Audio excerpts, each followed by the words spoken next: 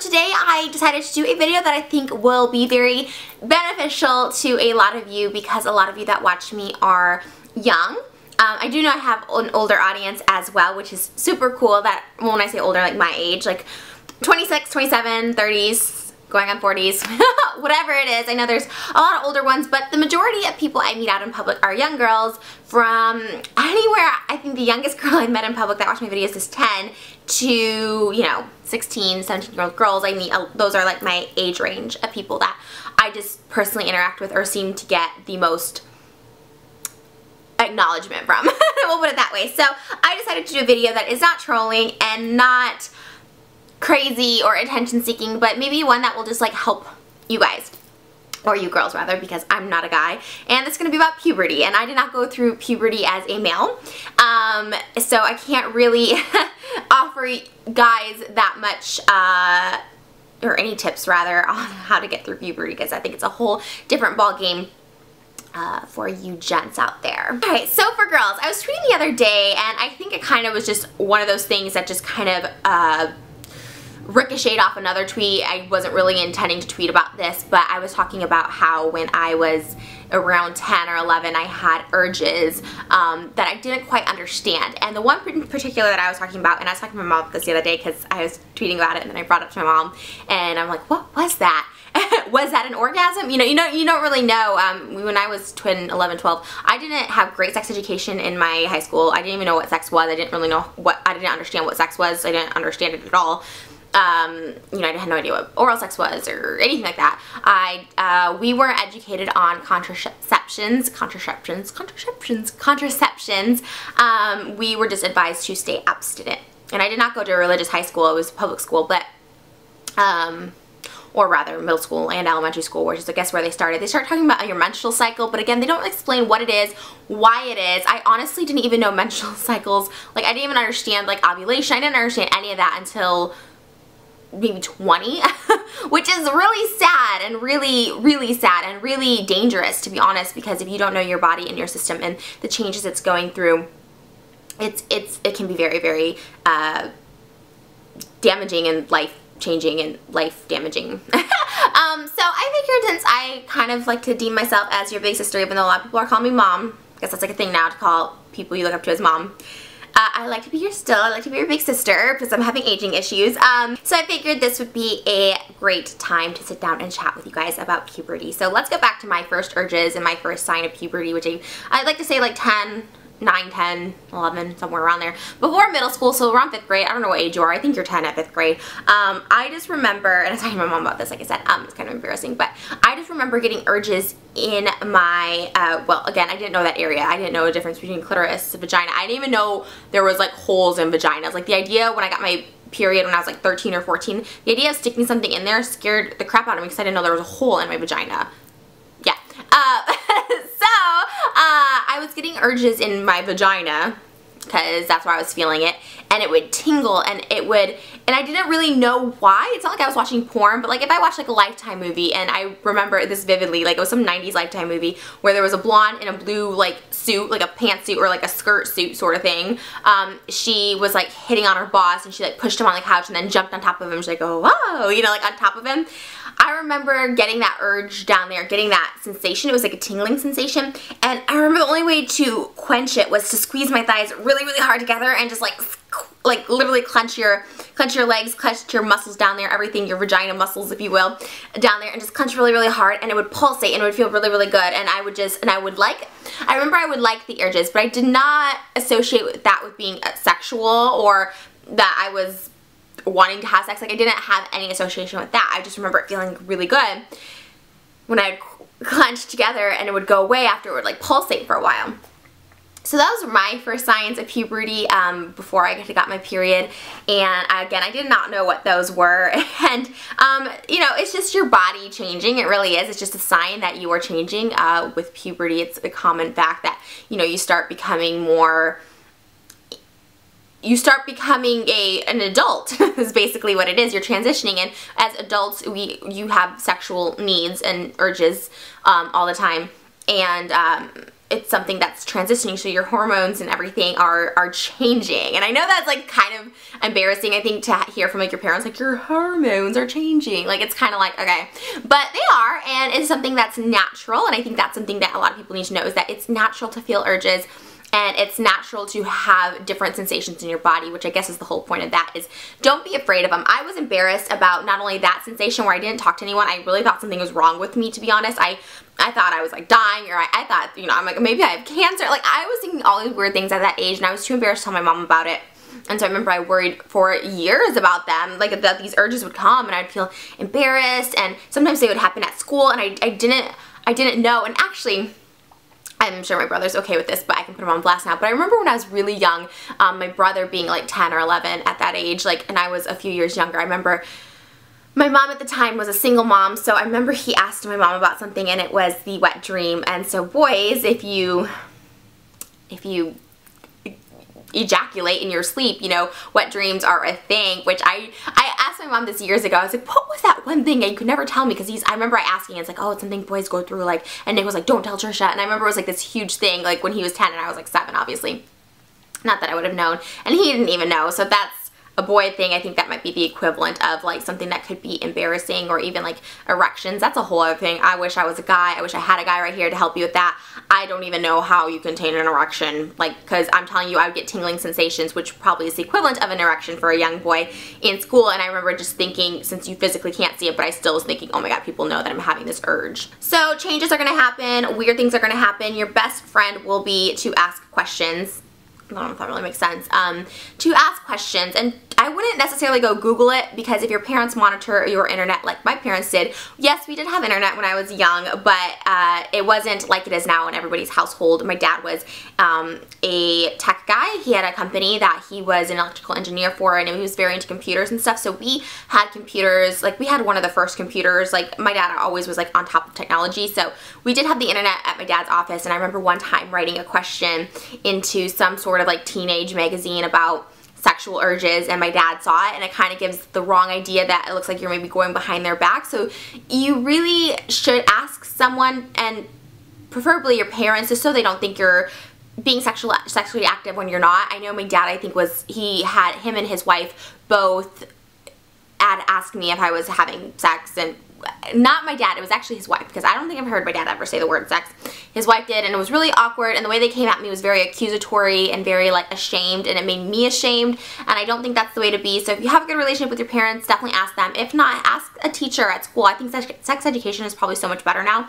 And if it's really something that you need to ask, I mean, you can always ask me on YouTube and Twitter, and you know, just know that your parents might see it and monitor it. And I think it's best to just have an open door, honest policy with them. I know my mom, I think, would have had an open door, honest policy with me, but never really just brought it up. And I think, again, times are changing, which is a good thing. And I think parents are definitely more open, and not only are they more open, they're more aware of what's out there, because now parents, you know, they've lived through the generation of sex earlier, and, you know, STDs rampant, and teenage pregnancies and all that stuff. It's like a very real thing, and I think people are more open and aware now to talk about it with young people.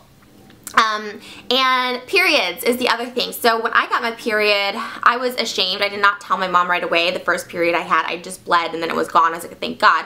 I would,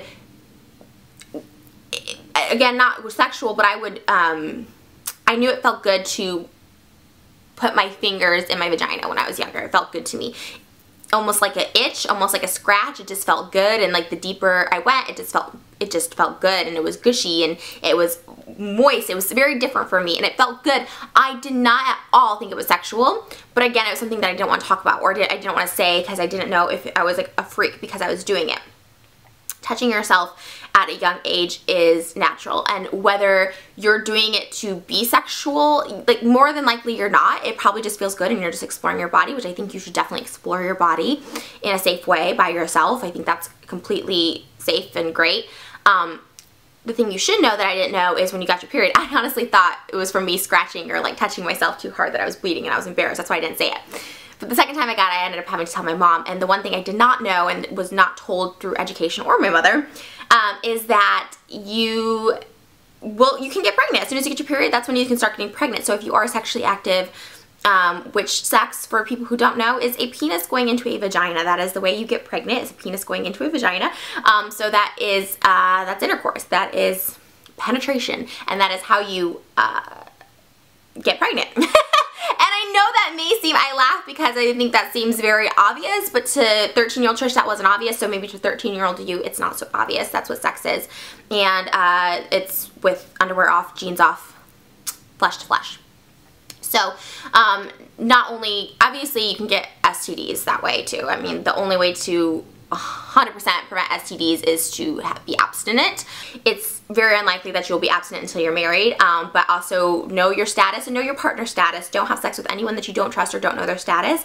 And if you do, wear a condom, but just know that even if you do wear a condom, condoms break, condoms can fall off, condoms can expire, so you could get pregnant. And not only that, but you know, a lot of STDs are transferable through skin-to-skin contact. So just because you don't have a liquid exchange, which a lot of STDs are transferred that way, most STDs are, you can still get it from skin-to-skin contact, whether it's herpes or, and herpes are rampant. I mean, herpes are a bitch. So they are out there and they are very easily spread, and that is skin-to-skin spread. So definitely protect yourself and know your partner. I think that's the most important thing. I'm all about casual sex, but I only do it with one person at a time. I don't have multiple partners for that reason, because a lot of STDs won't show up for, you know, a few months after sex. So you could have it, and a lot of STDs don't have symptoms. You can have STDs, your partner can have STDs without knowing, and you could be passing it along to people, passing it back and forth, and that is just not good for anyone, for anyone's bodies, for anyone's mental health, anything. That's just,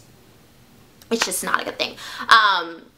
So definitely condoms, though, are your best bet against pregnancy and STDs, and that's something that should just be a no matter what thing until much later on in a relationship. But yes, when you have your period, that is when you can get pregnant. Your period is simplifying that an egg is breaking, meaning that you're not pregnant that month.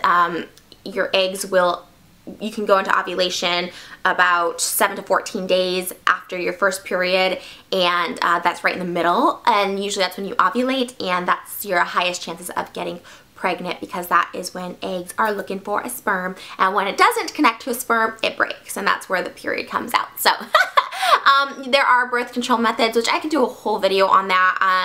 I have done trolling videos before about anti-birth control and stuff like that. I'm 100% pro birth control. It is archaic to think that birth control is evil or absurd. It's something that is very necessary. We all have sex, we all like sex, and you don't want to overpopulate, especially if you're not in the position to do so, or you're not ready to do so, or you don't want to reproduce. A lot of people don't want to, and I think that's a very smart, educated decision to go on birth control, because you're being smart about it, and I think that's a great thing. So there's tons of different birth controls. There's the pills. I can just go on to so many. You can get a shot. You can get a contraceptive installed into you. There's so many ways. Do not use the pull-out method, and do not do the pull and pray, the just, or push and pray, spray and pray, if you are not on anything, because you can get pregnant even if you don't think, if you're like, oh, well, I'm not ovulating that day. I know my mom said it with my sister. She's like, well, I wasn't ovulating, I wasn't fertile those days. Well, yes, you can get pregnant on your period, even though chances are less. It happens. It happens. And again, you don't want unwanted pregnancies, you know, but it's sex, and you want to have sex, and you don't want to reproduce, so be smart about it. Get birth control. There's free birth controls at Planned Parenthoods, which, I'm Catholic, they perform abortions there, and I still am in support of that, because it provides condoms for free, it provides birth control for free to people who otherwise would just be reproducing and making more of a mess of this world. So that's my period sex talk on that. My urges was my puberty sex talk. Puberty is a crazy time. You will be sprouting boobs. You will be growing hair on your private areas, in your armpits. It's gonna be gross, it's gonna be uncomfortable, and it's gonna be awkward. But it's going to be beautiful years later. There is nothing I love more than being a woman and being in my sexuality. You know, I'm straight, so I don't know what it is for gays to go through puberty, or for a transgender to go through puberty. It probably is even more confusing, and it's a whole confusing time for everyone. Gay, straight, bi, trans. it's a very confusing time for people. So asking questions is going to be your best guide through it. And again, if you're comfortable asking your parents or saying, you know, asking someone like me on the internet, you know, I can give you my best advice. I like to think I'm pretty responsible. I talk very sexual. A lot of people will call me promiscuous because I've had sex with multiple people, not at the same time, but throughout my life I've had more partners than most. Having said that, I'm very responsible. I'm very, was I always? No. Have I learned a lot because of that? Yes. So I feel like I have enough wisdom. I've made enough mistakes for the both of us to be able to answer your questions, and doing it in a way that is genuine and sincere and not trolling, because I do a lot of videos that are like haha, but I honestly I don't do trolling videos on such serious topics, such as, you know, sex and safe sex and all that stuff like that.